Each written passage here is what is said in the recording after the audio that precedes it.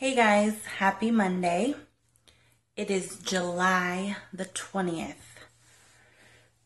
And today my mom has been passed away for 8 years. That is a long time. Charlie, no. Yeah, we'll see if we can get this guy. He literally stalks me. Anyways, I was trying to be serious. So yeah, my mom has been passed away for 8 years. And it doesn't seem like it's been 8 years. She died of a heart attack and complications to diabetes. So now you might know why it's important for me to keep my diabetes under control. Anyways, I had to get camera ready to a degree. I did write some notes because I feel like I say too much, and I don't want to do that to you guys. So if you see me looking down, I am not literally reading it word for word, but I did put like what I wanted to say so that I didn't forget anything. And I did want to update you guys on the fertility journey. Small disclaimer, like I'm going to be medically blunt and honest, so warning. It's nothing too graphic, but I mean, this is about us trying to conceive a baby. So, this month is our second month on this journey to baby Garza. And yes, that is like the hashtag that you're going to see me use like until the day that I give birth to my child. And then I'll change it. But for right now, it's Journey to Baby Garza. Last month we did one round of the provera and one round of the Clomid, which proved to be unsuccessful because we didn't conceive. We're now on the second round of both medications, and the dosages have been increased.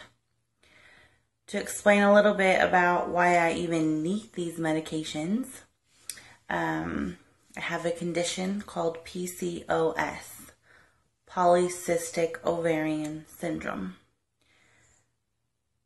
Basically, my hormones don't work like they're supposed to. I have more of the male hormone, testosterone, and not enough of the female hormone, estrogen, that's needed to make a woman's body function properly. When the estrogen is out of whack, a woman's body can act a little crazy. Symptoms of PCOS include unpredictable absences of their menstrual cycle, in layman's terms, whacked out periods. Acne. Some women have acne everywhere, just their face, their back, or whatever, usually to some degree. I did struggle as a teenager, but as I've gotten older, it's kind of come under control. A lot of women have like deep, deep voices. I think that I have a deeper voice than some women, but I've heard them really deep. Male pattern hair growth. Who wants to talk about that? I mean, it's uncomfortable, but it's the reality for me and for so many women out there.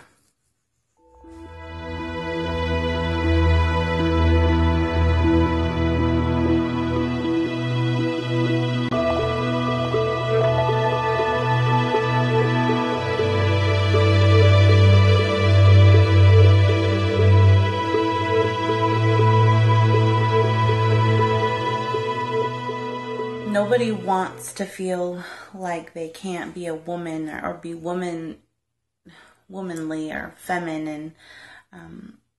It does tend to take away that ability that you have to fight a little bit harder to feel like you are that strong woman that you feel like you are deep on the inside. It's not as easy as like throwing your hair up in a bun and, you know, throwing on sweatpants and no makeup and going to the store. Not that easy. Like there's like more preparation to be able to leave the house to feel beautiful. I am turning the page. An astonishing 1 in 10 women suffer from some degree of PCOS, but not many women are talking about it. And it's because it's embarrassing and it's depressing, and it's just easier to pretend like it's not even happening. And I did for a long time. But when you come to a place where you're trying to have a child and it's not as easy, you see all these people getting pregnant and they're just basically sneezing and becoming pregnant. Like, it really hits you and you're like, I have to like face these medical, problems, and I have to look at it right in the face and say, no, like, I'm taking my life back. And that's pretty much, where we're at with it.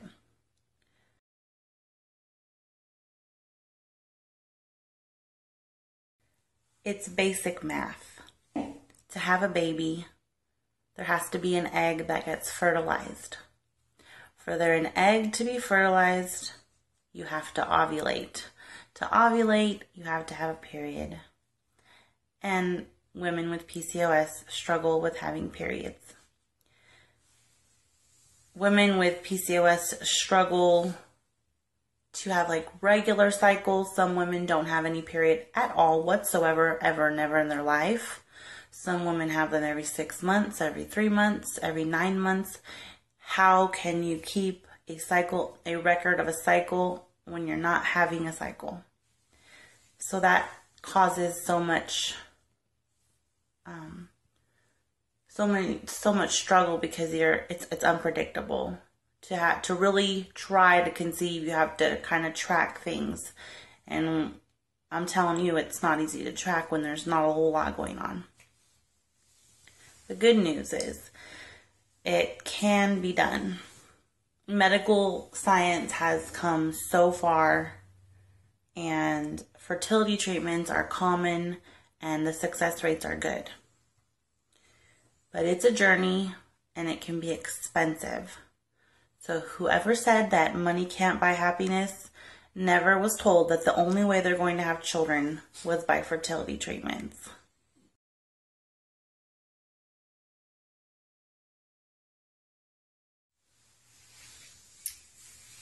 It's only our 2nd month, so we're learning more and more about what these medications mean, what they're supposed to do, and how they work. The first medication that they give you in this combination of the fertility treatment is called provera.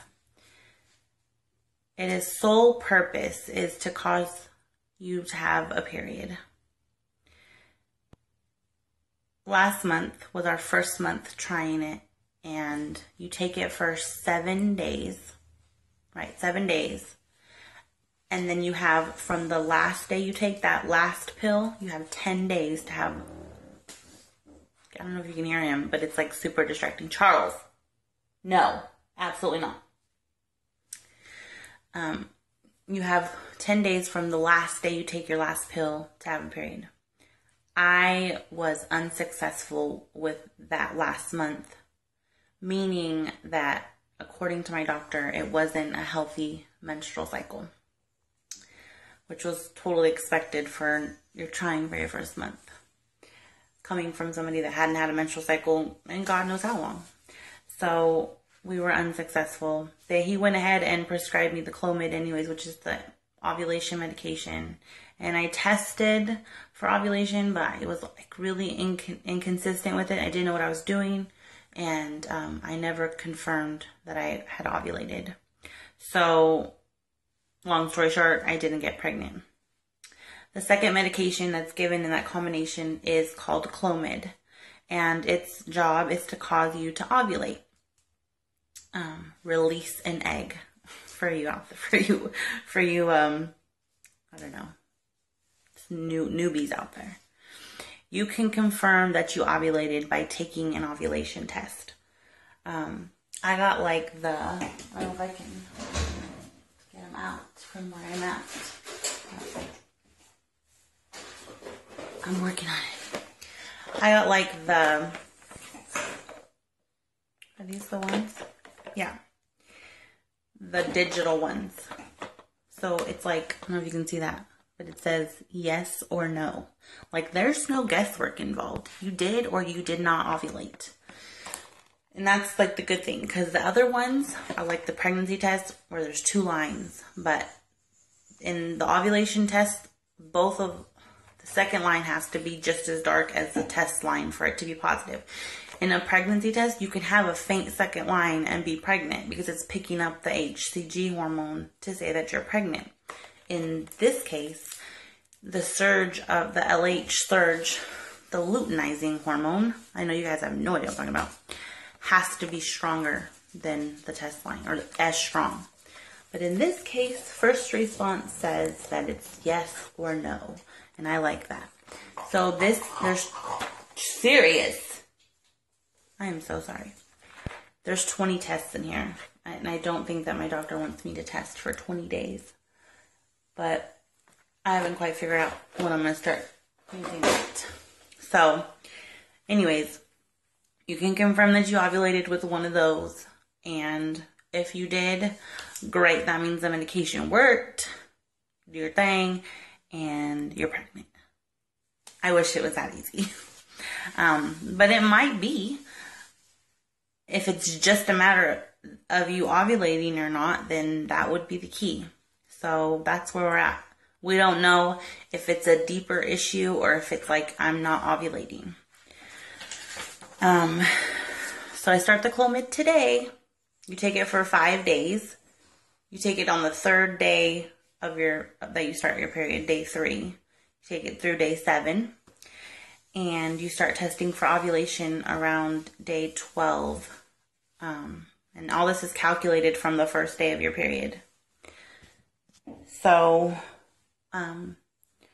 we will start testing for ovulation around July 29th through August 8th or so.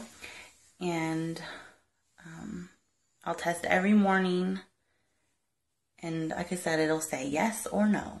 And that is what we want. We want answers. We want this. And we are on the journey. So I'd love for you guys to join us. If you guys like what you see, click subscribe. We're going to keep trying to get this figured out. And you wouldn't believe where I'm sitting right now. Like I am in my bathroom. Because it's like, it's crazy. You have to like be in a good place. And I'm not holding my phone like so that you don't, I don't know. I'm trying really hard to make it look better than the last videos. So bear with us. We're still working on editing and how all that works. And there's a lot of stuff that can be done that we don't know anything about.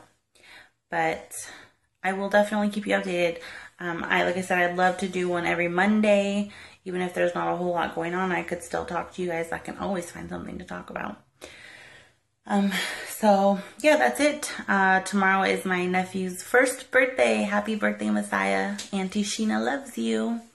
I got to see him on Saturday for his birthday, or it was like a big birthday party, and he was adorable, and he is adorable, and I love him so much. He's like, seriously, the cutest baby, like born in 2014. Yeah, 2014. So, that's pretty much it, you guys, for today, and I hope that you guys learned a little bit. And if you, like I said, if you love it or like it or even hate it or want to subscribe just to watch me look retarded, that's good too. I will update you next week when we know what we're getting ourselves into, maybe. All right, well, you guys have a wonderful week, and God bless. I'll talk to you.